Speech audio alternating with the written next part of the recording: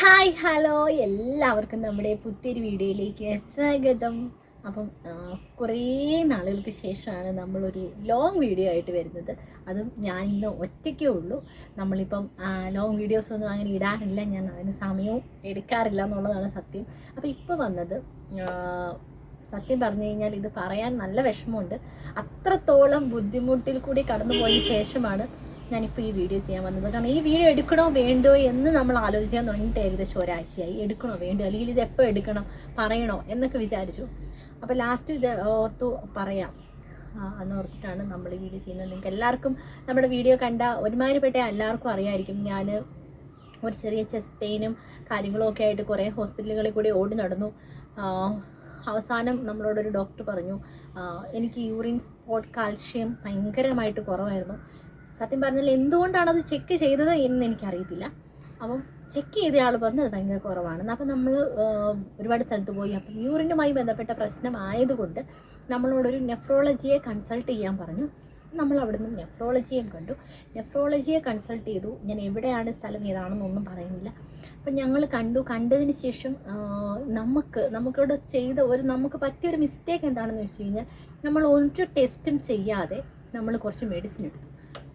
അതായത് എന്നോട് ഡോക്ടർ പറഞ്ഞു മേ ബി വൈറ്റമിൻ ഡിയുടെ ഡെഫിഷ്യൻസി ഉണ്ടായിരിക്കാം. കാരണം എനിക്ക് തോന്നുന്നു ഹോസ്പിറ്റലിൽ വരുന്ന കുറേയധികം പേഷ്യൻസ് ഈ ഒരു ഡെഫിഷ്യൻസി ആയിട്ട് വരുന്നവരായിരിക്കും.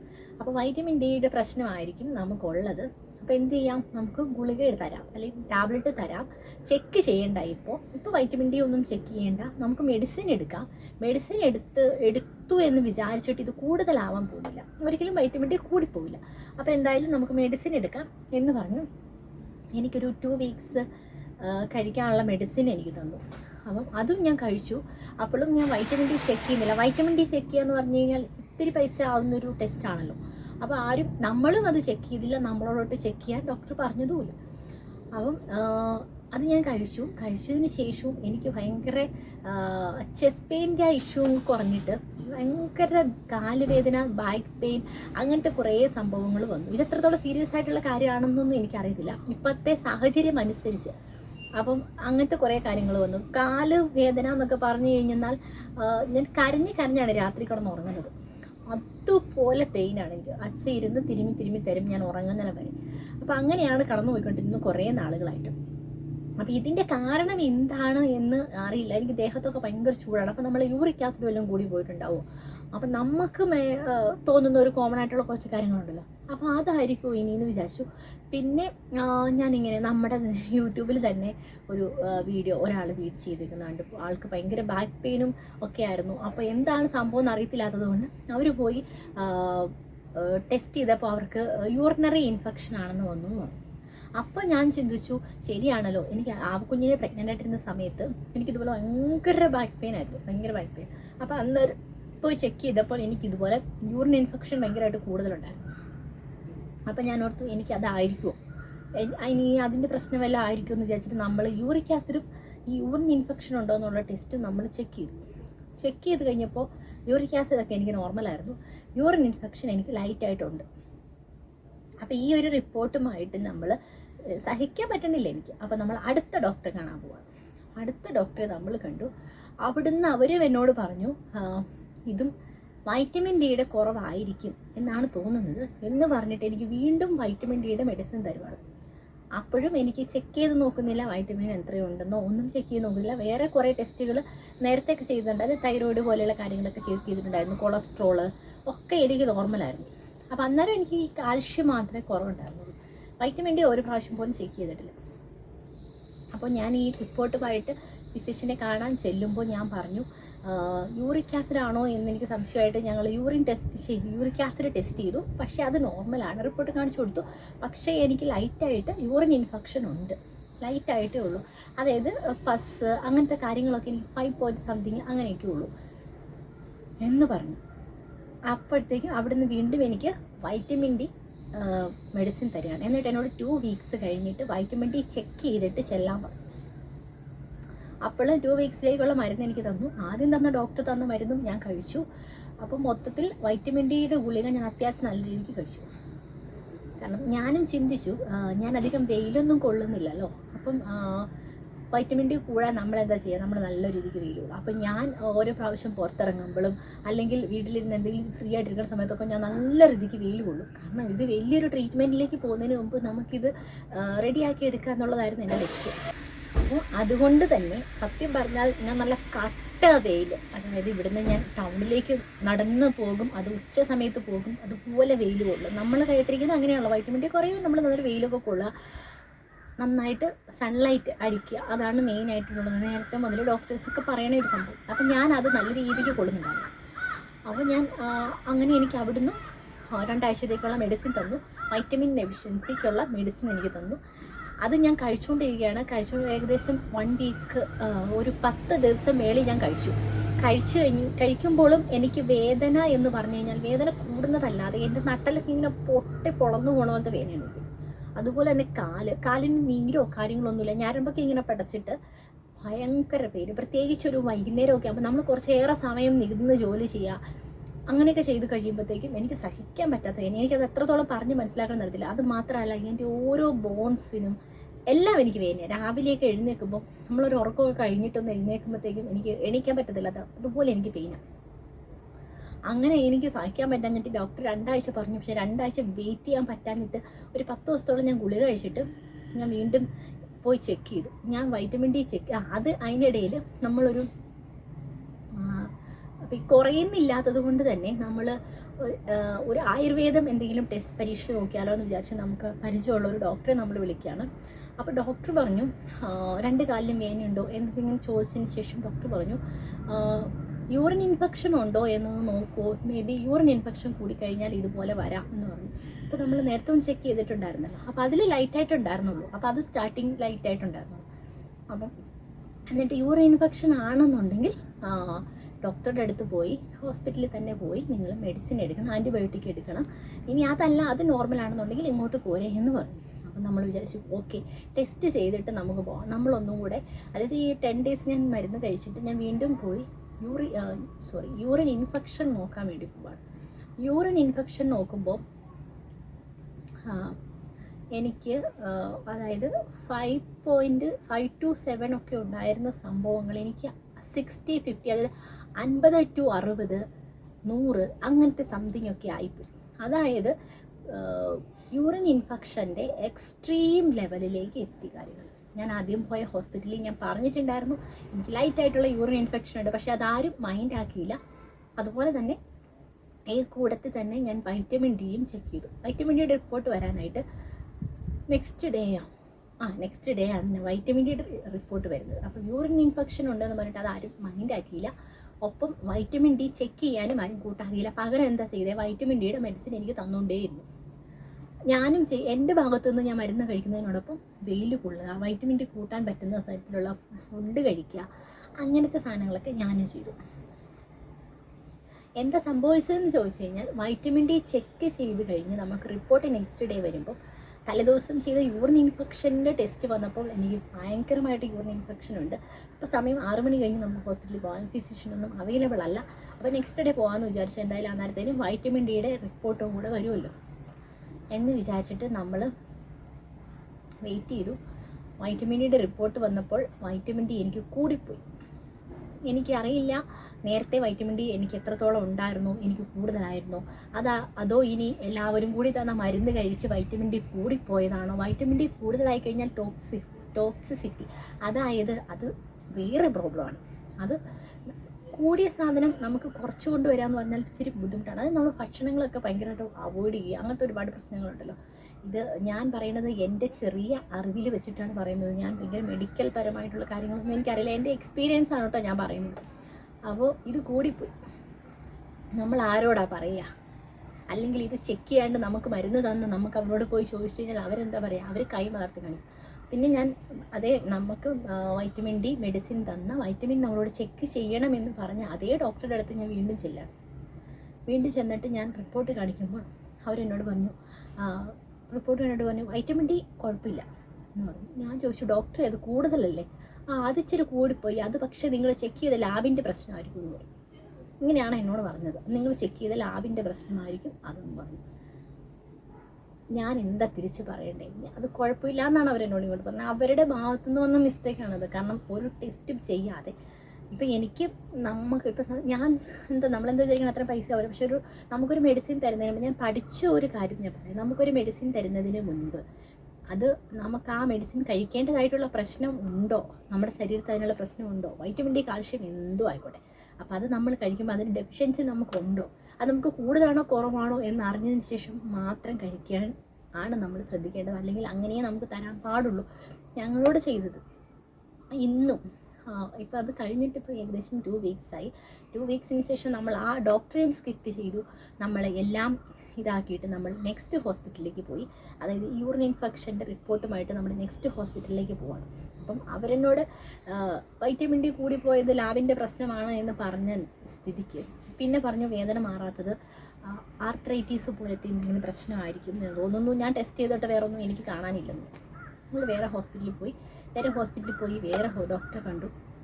ഞാൻ പറഞ്ഞു ഇതുപോലെ റിപ്പോർട്ട് കാണിച്ചപ്പോൾ തന്നെ ഡോക്ടർക്ക് മനസ്സിലായി യൂറിൻ ഇൻഫെക്ഷൻ അതിൻ്റെ എക്സ്ട്രീം ലെവലിലെത്തി. എന്ന് വെച്ചാൽ ഇനി ഇതിനപ്പുറത്തേക്ക് അത് കൂടാനില്ല.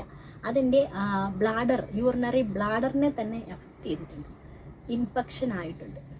അപ്പോൾ ഒരു സാമാന്യ ബോധം, നമ്മൾക്കുള്ള ബോധം, നമ്മുടെ കോമൺ സെൻസ് വെച്ചിട്ടാണ് ഞാൻ ആദ്യം പോയി യൂറിൻ ഇൻഫെക്ഷൻ ഉണ്ടോ നോക്കി.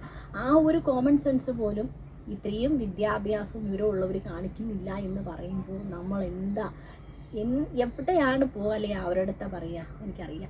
അപ്പം ഞാനിപ്പം ഇതെല്ലാം പറഞ്ഞു ഡീറ്റെയിൽ ആയിട്ട് അവരെക്കുറിച്ച് പറഞ്ഞിട്ടുണ്ടെങ്കിലും ഒരു പ്രയോജനവും ഇല്ല അല്ലേ. നമുക്കിപ്പം കത്രിക വരെ കുരുങ്ങിപ്പോയ കാലമാണ്. അപ്പം അതിൻ്റെ ഇടയിലാണ് വെറും ഒരു വൈറ്റമിൻ ഡി പോയി യൂറിൻ ഇൻഫെക്ഷനും. അപ്പം അതൊക്കെ വെറും നിസ്സാരമായിട്ട് തള്ളിക്കളഞ്ഞു പോകുന്നൊരു കാര്യമാണ്. ഇപ്പോൾ പോലും എനിക്ക് വെയിൽ കൊള്ളാൻ പറ്റത്തില്ല. എന്തുകൊണ്ടാണ്? ആദ്യമേ ചെക്ക് ചെയ്യാണ്ട് ഞാൻ കുറേ മരുന്ന് വലിച്ചുവാരി കഴിച്ചത് കൊണ്ടാണ് എനിക്കിപ്പം വെയിൽ കൊള്ളാൻ പറ്റാത്തത്. ഇപ്പോൾ ഫോൺ വെയിലത്ത് വെച്ചിട്ട് ഞാൻ തണലത്താണ് നിൽക്കുന്നത്. വെയിലത്ത് ഞാൻ തണൽ നോക്കി സെറ്റ് ചെയ്ത് വന്നാൽ ഇത്ര നേരം വലിയ വെയിലൊന്നും ഇല്ലായിരുന്നു. അപ്പോൾ ഞാൻ അതനുസരിച്ച് സെറ്റൊക്കെ ചെയ്ത് വെച്ചു. പക്ഷേ എല്ലാം റെഡിയായി വന്നപ്പോഴത്തേക്കും ഭയങ്കരമായിട്ടുള്ള വെയിൽ ഒടിഞ്ഞു. അപ്പോൾ ഞാൻ തണലത്ത് നിന്നിട്ട് ഫോണിനെ വെയിലത്ത് വെച്ചിരിക്കണം. അപ്പം ഇതാണ് എനിക്ക് സംഭവിച്ചത്. ഇപ്പോൾ യൂറിൻ ഇൻഫെക്ഷൻ അവിടെ ചെന്നു. ഞാൻ ആൻറ്റിബയോട്ടിക് കഴിച്ചു തുടങ്ങി. 1 വീക്ക് കഴിഞ്ഞിട്ട് ചെക്ക് ചെയ്തിട്ട് ചെല്ലാൻ പറഞ്ഞു. ചെക്ക് ചെയ്തു 1 വീക്ക് കഴിഞ്ഞ് ചെക്ക് ചെയ്തപ്പോൾ എനിക്ക് യൂറിൻ ഇൻഫെക്ഷൻ നന്നായിട്ട് കുറഞ്ഞിട്ടുണ്ട്. നന്നായിട്ടെന്ന് പറഞ്ഞാൽ ഒരു 90% എനിക്ക് യൂറിൻ ഇൻഫെക്ഷൻ കുറഞ്ഞു. പിന്നെ ഇപ്പോൾ എന്നോട് പറഞ്ഞിരിക്കണം നന്നായിട്ട് വെള്ളം കുടിക്കുക. അപ്പോൾ എൻ്റെ വേദനകളും അത്രയും കുറഞ്ഞു എനിക്ക്. നമ്മുടെ അസുഖം എന്താണെന്ന് മനസ്സിലാക്കാണ്ട് നമുക്ക് ഒരു ട്രീറ്റ്മെൻറ്റ് ചെയ്യുമ്പോൾ അത് ഒരു ഊഹാഭോഗം വെച്ച് നമുക്ക് പ്രത്യേകിച്ച് ഒരു ഡ്രസ്സൊക്കെ എടുക്കുമോ മാറിയെടുക്കുമോ പിടിക്കുമോ അല്ലല്ലോ, ഒരു മരുന്നല്ലേ നമുക്ക് തരാം. അത് നമ്മുടെ ശരീരത്തിന് എത്രത്തോളം ദോഷമായിട്ട് ബാധിക്കും. ഞാൻ സത്യം പറഞ്ഞാൽ ഞാൻ ചത്തുപോയി, ഞാൻ കിടപ്പായി പോയി. ഞാൻ അതുപോലൊരു അവസ്ഥ. ഞാൻ ഇവിടെ ഇരുന്ന് കരഞ്ഞ വേറെ എന്തെങ്കിലും ആശുപത്രിയിൽ പോകണം, വേറെ ആരെങ്കിലും ഇങ്ങോട്ടേ കാണിക്കാമെന്ന് പറഞ്ഞിട്ട് ഞാൻ ഇവിടെ കിടന്ന് കരഞ്ഞിട്ടുണ്ട്. അതുപോലെ എനിക്ക് വേദനയായി, ഒരു കാര്യം ചെയ്യാൻ പറ്റുന്നില്ല, എനിക്ക് ഉറങ്ങാൻ പറ്റുന്നില്ല. അങ്ങനത്തെ ഒത്തിരി പ്രശ്നമുണ്ട്. ഇത് നിസ്സാര ഒരു കാര്യം, യൂറിൻ ഇൻഫെക്ഷൻ അല്ലെങ്കിൽ വൈറ്റമിൻ ഡി കൂടിപ്പോവുക എന്നൊക്കെ പറഞ്ഞു കഴിഞ്ഞാൽ നിസ്സാര കാര്യമാണ് അത്. പക്ഷെ അത് അനുഭവിക്കുന്നവർക്ക് അത് ഭയങ്കരമായിട്ടുള്ള മോശം അവസ്ഥയാണ്. ഇത് കൂടിക്കഴിഞ്ഞാൽ നമ്മുടെ ലിവറിനെ ബാധിക്കും. നമുക്ക് ശരീരത്ത് നമ്മുടെ ഓരോ ഓർഗൻസിനെയും ഇത് അഫക്റ്റ് ചെയ്യും. അപ്പം ഇത് അഫക്റ്റ് ചെയ്താൽ ആർക്കാണ് ഇത് പോകുന്നത്? നമുക്ക് തന്നെയല്ലേ. നമ്മൾക്ക് ഒരാളുടെ പേരിൽ പരാതി കൊണ്ട് ചെന്ന് അവർക്കൊന്നും സംഭവിക്കാനില്ല, നമുക്ക് തന്നെയാണ് പോകുന്നത്. അപ്പം എനിക്ക് നിങ്ങളോടായിട്ട് പറയാനുള്ളത് ഇത്രേ ഉള്ളൂ. ഞങ്ങൾക്ക് പറ്റിയതുപോലെ അല്ലെങ്കിൽ എനിക്ക് പറ്റിയതുപോലെ ഒരു അവസ്ഥ നിങ്ങൾ ആർക്കും വരരുത്. ഒരു ബ്ലൈൻഡായിട്ട് ഒരാൾ നിങ്ങളോട് ഈ മെഡിസിൻ കഴിച്ചോ, ഇന്നതായിരിക്കും നിങ്ങളുടെ പ്രശ്നം എന്ന് പറഞ്ഞാൽ ഒരിക്കലും അത് ചെയ്യരുത്. നിങ്ങളുടെ അസുഖം എന്താണെന്ന് ആദ്യം, നിങ്ങളുടെ കയ്യിൽ പൈസ ഒത്തിരി ആവും ടെസ്റ്റിനൊക്കെ, ഞാൻ സത്യമായിട്ടുള്ള കാര്യമാണത്. പക്ഷേ എന്നാലും ആ ടെസ്റ്റ് ചെയ്ത് മാത്രം അത് കൂടുതലോ കുറവോ എന്ന് അറിഞ്ഞതിന് ശേഷം മാത്രമേ നിങ്ങൾ മരുന്ന് കഴിക്കാവൂ. ഇല്ലെങ്കിൽ എനിക്ക് വന്ന പോലെ അസുഖവും മാറില്ല, ഇല്ലാത്ത അസുഖം കൂടുകയും ചെയ്യും. ഇപ്പം വൈറ്റമിൻ ഡി കുറവാണെന്ന് വിചാരിച്ച് ഞാൻ മരുന്ന് കഴിച്ചുകൊണ്ടേയിരുന്നു. അപ്പോൾ 2 വീക്സ് കഴിക്കാൻ പറഞ്ഞ് മരുന്ന് 1 വീക്ക് 10 ദിവസം കഴിച്ചിട്ട് ഞാൻ ചെല്ലുമ്പോൾ 9-10 ദിവസം കഴിച്ചിട്ട് ചെല്ലുമ്പോൾ എനിക്ക് സാധനം കൂടിപ്പോയി. അപ്പം ഞാൻ 2 വീക്സും കൂടി കഴിച്ചിരുന്നെങ്കിലോ എൻ്റെ അവസ്ഥ എന്തായേനെ. അപ്പോൾ പോരാഞ്ഞിട്ട് രാവിലെയും വൈകിട്ടും ഉച്ചയ്ക്കും തെളിയുന്ന വെയിൽ മുഴുവനും ഞാൻ കൊണ്ടു. വൈറ്റമിൻ ഡി ഡെഫിഷ്യൻസി എന്ന് പറഞ്ഞാൽ സാധാരണ എല്ലാവരിലും കണ്ടുവരുന്നൊരു സംഭവമാണ് കൂടുതലായിട്ട്. അതുകൊണ്ടായിരിക്കാം ഹോസ്പിറ്റലിലെ കാര്യം നമ്മുടെ കയ്യിൽ നിന്ന് കാശ് അധികം പോകണ്ടല്ലോ എന്ന് വിചാരിച്ചിട്ടായിരിക്കും ഇത് ചെക്ക് ചെയ്യാൻ പറഞ്ഞത്. കാരണം മരുന്നിനേക്കാൾ കൂടുതൽ ഇത് ടെസ്റ്റ് ചെയ്യുന്നതിനാകും, ശരിയായിട്ടുള്ള കാര്യമാണ്. പക്ഷേ എൻ്റെ കാര്യത്തിൽ സംഭവിച്ചത് ഇതാണ്. എനിക്ക് അത്രയും വൈറ്റമിൻ ഡിയും കൂടിപ്പോയി, യൂറിൻ ഇൻഫെക്ഷൻ അതിൻ്റെ വേറെ തലത്തിലേക്ക് കടന്നു. അപ്പോൾ ഇപ്പോൾ എന്നോട് പറഞ്ഞിരിക്കുന്നത് 4 ലിറ്റർ വെള്ളം കുറഞ്ഞത് കുടിക്കണമെന്നാണ് പറഞ്ഞത്. ഞാൻ വെള്ളം കുടിക്കാറുണ്ട്, വെള്ളം അങ്ങനെ കുറവുള്ള ആളൊന്നുമല്ല. പക്ഷേ ഇതെന്തുകൊണ്ട് സംഭവിച്ചു എന്ന് ചോദിച്ചു കഴിഞ്ഞാൽ ഇപ്പോഴത്തെ ചൂട്, ഇപ്പോഴത്തെ ക്ലൈമറ്റൊക്കെ ആയിരിക്കാം. ഓരോരുത്തരുടെയും ഹെൽത്ത് അല്ലെങ്കിൽ നമ്മുടെ ബോഡിയൊക്കെ പല രീതിയിലായിരിക്കുമല്ലോ. അപ്പോൾ ഓരോ രീതിക്കും അത് മറ്റുള്ളവരിലേക്ക് പല രീതിയിൽ അഫക്റ്റ് ചെയ്യും, ഇപ്പോഴത്തെ ക്ലൈമറ്റും ഒക്കെ. അപ്പോൾ അതുകൊണ്ടൊക്കെ തന്നെ ആയിരിക്കും. വെള്ളം കൂടി കുറഞ്ഞതുകൊണ്ട് മാത്രമാണോ എന്ന് ഞാൻ ചോദിച്ചു ഡോക്ടറെടുത്ത്. ഒരിക്കലും വെള്ളം കൂടി കുറഞ്ഞതുകൊണ്ട് മാത്രം യൂറിൻ ഇൻഫെക്ഷൻ ഉണ്ടാവില്ല. അതിന് ഒരുപാട് കാരണങ്ങളുണ്ട്. ഞാനിപ്പോൾ ഇത് വീഡിയോ ആയിട്ട് ചെയ്യാനുള്ള കാരണം അതാണ്. നമുക്ക് എന്തെങ്കിലും പ്രശ്നം നമുക്കായിട്ട് തോന്നുകയാണെങ്കിൽ നമ്മൾ ഫസ്റ്റ് തന്നെ ചെക്ക് ചെയ്യുക, എന്നിട്ട് മാത്രം മരുന്ന് കഴിക്കുക എന്നുള്ളതാണ്. ഇത് ഞാൻ കഴിക്കാൻ തുടങ്ങിയിട്ട് കുറേ നാളായി. അപ്പോൾ എനിക്കിത് തുടക്കത്തിലേ തന്നെ ഇതിൻ്റെ എക്സാക്റ്റ് ആയിട്ടുള്ള വാല്യൂ എനിക്ക് എത്രയാണെന്ന് എനിക്ക് അറിയത്തില്ല, ഈ വൈറ്റമിൻ ഡി. പക്ഷെ ഇപ്പോൾ എനിക്കറിയാം അതെനിക്ക് കൂടിപ്പോയത്. വീണ്ടും പോയി ചെക്ക് ചെയ്യാന്ന് പറഞ്ഞു കഴിഞ്ഞാൽ ആഴ്ച പോയി ചെക്ക് ചെയ്യാൻ നമ്മൾ ആരാണ്? നമുക്കതിന് അത്യാവശ്യം പൈസ മുടക്കുള്ള ടെസ്റ്റാണ്. അപ്പം ഈ ഡോക്ടറിനോട് പറഞ്ഞു നമ്മൾ ചെക്ക് ചെയ്ത ലാബിൻ്റെ പ്രശ്നമാണ്. നമ്മൾ അടുത്ത ലാബിലേക്ക് പോകുമ്പോൾ നമുക്ക് വീണ്ടും നമ്മുടെ കയ്യിൽ നിന്ന് പൈസ പോകുമല്ലേ ചെയ്യുന്നത്. അല്ലാണ്ട് ഇവരുടെ ഭാഗത്തു നിന്ന് അല്ലെങ്കിൽ കുറേ ഓവർ മരുന്ന് തന്നിട്ട് നമുക്ക് പ്രശ്നം ഉണ്ടായതല്ല. അത് മൈൻഡേ ചെയ്യുന്നില്ല. അതാണ് അതിൻ്റെ ഹൈലൈറ്റ്. വൈറ്റമിൻ ഡി അവർ ചെക്കേ ചെയ്യുന്നില്ല, അതാണ് അതിൻ്റെ പ്രശ്നം. എന്നിട്ട് ആ വൈറ്റമിൻ ഡി ഇപ്പോൾ കുഴപ്പമില്ല എന്നാണ് പറയാം. അപ്പോഴാണ് ഞാൻ ചോദിക്കുന്നത് ഇത് കൂടിപ്പോയതല്ലേ? കൂടുതലാണ്, പക്ഷെ അത് നമ്മൾ ടെസ്റ്റ് ചെയ്ത ലാബിൻ്റെ, എനിക്കെങ്കിൽ ആ ലാബിനെ അത്ര വിശ്വാസം പോരാണ്. ഇപ്പം നമ്മളൊരു 10 ലാബിൽ പോയി നമ്മുടെ എന്ത് ടെസ്റ്റ് ആയിക്കോട്ടെ, ഇപ്പം HB ഹീമോഗ്ലോബിൻ നമ്മൾ ചെക്ക് ചെയ്യാൻ പോകണം. അതൊരു 10 ലാബിൽ പോയി നമ്മൾ ചെക്ക് ചെയ്താൽ ഓരോ ലാബിലും ഓരോ പോയിന്റിലൊക്കെ വ്യത്യാസം വരും അല്ലേ? അതുപോലെ പക്ഷേ ഇതൊരിക്കലും എനിക്ക് കുറവല്ലല്ലോ. എന്തായാലും തീരെ കുറഞ്ഞു പോയ സാധനം കൂടുതലായിട്ട് ഒരിടത്തും കാണിക്കില്ലല്ലോ എന്നാണ് എൻ്റെ ഒരു വിശ്വാസം. അപ്പോൾ ഇതൊക്കെയാണ് നമ്മുടെ ലൈഫിൽ കുറച്ച് നാളുകളായിട്ട് സംഭവിച്ചുകൊണ്ടിരുന്നത്. നിസ്സാരം ഇങ്ങനൊരു കാര്യമാണല്ലോ. നമ്മൾ വീണ് പോകാൻ, നമ്മൾ തീർന്നു പോകാൻ ഈ ഒറ്റ കാര്യം മാത്രം മതി. എനിക്ക് വേദന സഹിക്കാൻ പറ്റാതെ വരുമ്പോൾ നമുക്ക് ദേഷ്യമാവും, നമുക്ക് വിചാരിക്കുന്ന കാര്യങ്ങളൊന്നും ചെയ്യാൻ പറ്റാണ്ട് വരും. അങ്ങനെ ഒരുപാട് പ്രശ്നങ്ങൾ വരും. നല്ല ചൂടുണ്ട്, ഈ ചൂടും പ്രശ്നമാണ്. അപ്പം ഞാൻ നിർത്തുകയാണ് വീഡിയോ. ഇതൊരു കാര്യം നിങ്ങളോട് ഷെയർ ചെയ്യാൻ വന്നേ ഉള്ളൂ. ഒരുപാട് പേര് ചോദിക്കാം ഇതെന്തിന് പറഞ്ഞു അല്ലെങ്കിൽ ഇതിൻ്റെ യൂസ് എന്താണെന്ന്. പറഞ്ഞെന്ന് ഇത്രയേ ഉള്ളൂ. നമ്മളൊരു മെഡിസിൻ കഴിക്കുമ്പോൾ അതിൻ്റെ റീസൺ അല്ലെങ്കിൽ അതെന്തിന് കഴിക്കുന്നു എന്ന് നമ്മൾ അറിഞ്ഞിരിക്കണം. അത് നമുക്ക് കഴിക്കേണ്ട ആവശ്യം നമുക്കുണ്ടോ എന്നാൽ. ഇപ്പം എനിക്കൊരു ഹോസ്പിറ്റലിൽ ചെന്നു, നിനക്ക് ഇന്ന കാരണം കൊണ്ടായിരിക്കും ഇത് പ്രശ്നം വന്നേക്കുന്നതെന്ന് പറഞ്ഞ് നീ ഇത് മരുന്ന് കഴിച്ചോ എന്ന് പറഞ്ഞു കഴിഞ്ഞാൽ ഒരിക്കലും ഞാൻ കഴിക്കില്ല. അതെന്താണെന്ന് ചെക്ക് ചെയ്തതിന് ശേഷം മാത്രമേ ഞാൻ കഴിക്കൂ. അപ്പോൾ ഈ ഒരു കാര്യം നിങ്ങളോട് ഷെയർ ചെയ്യണമെന്ന് തോന്നി. നമ്മുടെ ഫോളോവേഴ്സിനോട്, നമ്മുടെ സബ്സ്ക്രൈബേഴ്സിനോട്, ഞങ്ങൾ ഇത്രയും ഒരു മോശം അവസ്ഥയിലൂടെയാണ് കടന്നു പോയിക്കൊണ്ടിരുന്നത്. നിങ്ങളിപ്പോൾ കാണുന്ന ഈ ചിരിച്ച് സംസാരിക്കുന്ന അല്ലെങ്കിൽ ഇത്രയും നമ്മൾ സംസാരിക്കുന്ന അവസ്ഥ ഒന്നും ആയിരുന്നില്ല എൻ്റേത്. ഇപ്പം ഞാൻ ഓക്കെ ആയതുകൊണ്ടാണ് ഇങ്ങനെ നിന്ന് സംസാരിക്കുന്നത്. കാല് നിലത്ത് കുത്തി ഞാൻ നടന്നിട്ടില്ല. പക്ഷേ വെയിൽ കൊള്ളണമെന്നുള്ളത് കൊണ്ട് ഞാൻ വെയിലത്തുകൂടെ ചെരുപ്പിടാതെ, ടാറിങ് റോഡിൽ കൂടി ചെരുപ്പിടാതെ ഞാൻ നടക്കുമായിരുന്നു. കാരണം എനിക്ക് ചൂട് വേണം. ചൂട് കുറഞ്ഞ്, അതായത് വൈറ്റമിൻ ഡി കുറഞ്ഞു പോകുന്നതാണല്ലോ ഞാൻ ചാവാറായി കിടക്കുന്നത്. അപ്പം വൈറ്റമിൻ ഡി കുറഞ്ഞു പോകുന്നു. അപ്പം അതനുസരിച്ച് എനിക്ക് വൈറ്റമിൻ ഡി കിട്ടാൻ വേണ്ടിയിട്ട് ഞാൻ നല്ല വെയിലത്തുകൂടി ടാറിങ് റോഡിൽ കൂടി ചെരുപ്പിടാതെ പോയി. ഇപ്പം എനിക്ക് ഓർക്കുമ്പോൾ എനിക്ക് പേടിയാവുകയാണ്. ഞാനിത് ചെക്ക് ചെയ്യാണ്ട് ഞാൻ ഇങ്ങനെ കണ്ടിന്യൂ ചെയ്തിരുന്നെങ്കിൽ എൻ്റെ അവസ്ഥ എന്താകുമായിരുന്നു. ഇപ്പോൾ എന്താണ് പറഞ്ഞിരിക്കുന്നത്, സൺ എക്സ്പ്ലോർ ചെയ്യാൻ പാടില്ല, സൺലൈറ്റ് എക്സ്പ്ലോർ ചെയ്യാനേ പാടില്ല. അപ്പോൾ ഞാൻ പുറത്തിറങ്ങാൻ പാടില്ല എന്നാണ് അതിൻ്റെ അർത്ഥം. ഞാനാണ് നേരെ ഓപ്പോസിറ്റ് ആയിട്ടുള്ള കാര്യങ്ങൾ ഫുള്ള് ചെയ്തുകൊണ്ടിരുന്നത്. നമുക്ക് എന്താ സംഭവിക്കാൻ പോകണമെന്ന് നമുക്കറിയില്ല. പക്ഷേ ഒരിക്കലും നമ്മൾ പൈസ കൊടുത്ത് മരുന്ന് മേടിച്ച് കഴിച്ചിട്ട് നമുക്ക് ഒരിക്കലും ഇങ്ങനത്തെ പ്രശ്നങ്ങൾ വരാൻ പാടില്ല എന്നുള്ളതുകൊണ്ടാണ് ഇതൊരു വീഡിയോ ആയിട്ട് ചെയ്തത്. വീഡിയോ ചെയ്തത് കൊണ്ട് എനിക്ക് സംഭവിച്ച കാര്യം ഇല്ലാണ്ടായി പോകുമൊന്നുമില്ല. അല്ലെങ്കിൽ ഇതിൽ ഇൻക്ലൂഡ് ആയിട്ടുള്ളവർക്കും ഒന്നും സംഭവിക്കാൻ പോകുന്നില്ല. സംഭവിച്ചത് എനിക്ക് മാത്രമാണ്, അല്ലെങ്കിൽ ഞങ്ങൾക്ക് മാത്രമാണ് ഇത് അഫക്റ്റ് ചെയ്തത്. അപ്പം അത് നിങ്ങളോടൊന്ന് പറയണമെന്ന് തോന്നി. എത്ര പേർക്ക് സംഭവം മനസ്സിലാവുമെന്ന് എനിക്കറിയില്ല. ഞാൻ പറയുന്നത് സീരിയസ്നെസ് എത്ര പേർക്ക് അറിയാമെന്ന് എനിക്കറിയില്ല. ഇപ്പോൾ പക്ഷേ ഹെൽത്തിയാണ്, വേദനകളില്ലയെന്ന് പറയണില്ല. വേദന അവിടെ ഇവിടെയൊക്കെ കുറച്ചുണ്ട്. അപ്പം പക്ഷേ എല്ലാം ഒന്ന് ക്യൂറായിട്ട് വരുന്നതേ ഉള്ളൂ. അപ്പോൾ വേദനയും ആ കൂടത്തിൽ തന്നെ പോകുമെന്ന് കരുതുന്നു. ആക്ച്വലി നമ്മുടെ പ്രശ്നം കണ്ടെത്തിയാൽ തന്നെ നമുക്കൊരു സമാധാനമുണ്ട്. ഇന്ന കാരണം കൊണ്ടാണ് എനിക്ക് ഇന്ന പ്രശ്നങ്ങളെന്ന് പറയുമ്പോൾ തന്നെ നമുക്ക് കണ്ടുപിടിച്ചല്ലോ, ഇനി അതനുസരിച്ച് നമുക്ക് ട്രീറ്റ്മെൻറ്റ് ആണ്. ഇതായിരിക്കാം എന്ന് പറഞ്ഞ് നമ്മൾ കഴിക്കുന്നിടത്താണ് നമുക്ക് പ്രശ്നം വരുന്നത്. അപ്പം ഇത്രയേ ഉള്ളൂ പറയാനായിട്ട്. എല്ലാവരും സുഖമായിട്ടും സേഫായിട്ടും ഒക്കെ ഇരിക്കുക. ഈസ്റ്റർ, വിഷു അങ്ങനത്തെ ആഘോഷങ്ങൾ, റംസാൻ എല്ലാം ഇങ്ങനെ വന്നുകൊണ്ടിരിക്കുകയാണ്. അപ്പം നമ്മളും നമ്മുടെ കുറേ ആഗ്രഹങ്ങൾക്ക് വേണ്ടി നമ്മളും ഇങ്ങനെ നടന്നുകൊണ്ടിരിക്കുകയാണ്. അത് ഡെയിലി വീഡിയോസ് ഒന്നും ചെയ്യാൻ നമ്മളെ കൊണ്ട് പറ്റാത്തതിൻ്റെ കാരണം ഇതാണ് കേട്ടോ. മര്യാദയ്ക്ക് പണിയെടുക്കാൻ പറ്റുന്നില്ല. അപ്പോൾ പിന്നെ ഫോണും വെച്ചുകൊണ്ട് നമ്മളെങ്ങനെ പണിയെടുക്കാനാണ്? അപ്പം അത്രയൊക്കെ ഉള്ളൂ. എങ്കിലും നമ്മൾ ഫോട്ടോ ഇടുമ്പോഴും ഒരു പോസ്റ്റ് ഇട്ടാലും ഷോർട്ട് വീഡിയോ ഇട്ടാലും നിങ്ങളെല്ലാവരും നമ്മുടെ വിശേഷങ്ങൾ തിരക്കാറുണ്ട്. നിങ്ങൾ എന്ത് ചെയ്യുവാണ്, സുഖമായിട്ടിരിക്കുന്നോ, ആ കുട്ടി എന്നെ എടുക്കുന്നു ഒക്കെ ചോദിക്കാറുണ്ട്. അപ്പം അതൊക്കെ ഭയങ്കര സന്തോഷം, ഭയങ്കര സ്നേഹം. ഒരുപാട് പേര് ഇപ്പോൾ ഫേസ്ബുക്കിലായാലും യൂട്യൂബിലായാലും നമ്മൾ അന്വേഷിക്കുന്നുണ്ട്. അപ്പോൾ അത് കാണുമ്പം ഓക്കെ, നമ്മളൊരു വീഡിയോ ഇട്ടില്ലെങ്കിലും ലോങ് വീഡിയോ ചെയ്തില്ലെങ്കിലും നിങ്ങൾ നമ്മളെ സപ്പോർട്ട് ചെയ്യുന്നുണ്ടല്ലോ, അല്ലെങ്കിൽ നമ്മളെ ഓർക്കുന്നുണ്ടല്ലോ എന്നൊക്കെ അറിയുമ്പോൾ ഭയങ്കര സന്തോഷമാണ്. അപ്പം നിങ്ങളുടെ അഭിപ്രായങ്ങളൊക്കെ ഈ വീഡിയോയിലും കമൻ്റായിട്ട് അറിയിക്കുക. ഭയങ്കര സന്തോഷം എല്ലാവരോടും. ഇങ്ങനെ ഒരു രണ്ട് മൂന്നല്ല, അത് കൂടുതൽ 4 ആഴ്ചയ്ക്ക് ശേഷം ഇങ്ങനെ സംസാരിക്കാൻ പറ്റുമെന്ന് ഞാൻ വിചാരിച്ചതല്ല. ആ ഒരു അവസ്ഥയിലായിരുന്നു പറ്റിയത്. ദൈവത്തിൻ്റെ അനുഗ്രഹം, നമ്മുടെ ഭാഗ്യം, നിങ്ങളുടെ പ്രാർത്ഥന, നിങ്ങളുടെ സപ്പോർട്ട് ഒക്കെ കൊണ്ടാണ്. അപ്പം നമ്മൾ വീണ് പോകുന്ന കുറച്ച് സാഹചര്യങ്ങളിൽ നമ്മുടെ ആത്മവിശ്വാസവും നമ്മുടെ കോമൺ സെൻസും വെച്ച് കയറി വന്നതാണ്.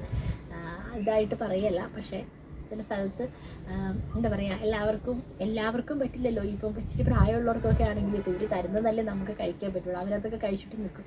പക്ഷെ നമ്മളത് ചിന്തിച്ചത് കൊണ്ടും നമ്മളത് ചെയ്തു എന്ന് മാത്രമേ ഉള്ളൂ. അപ്പോൾ എന്തായാലും വീഡിയോ ഇത്രയേ ഉള്ളൂ.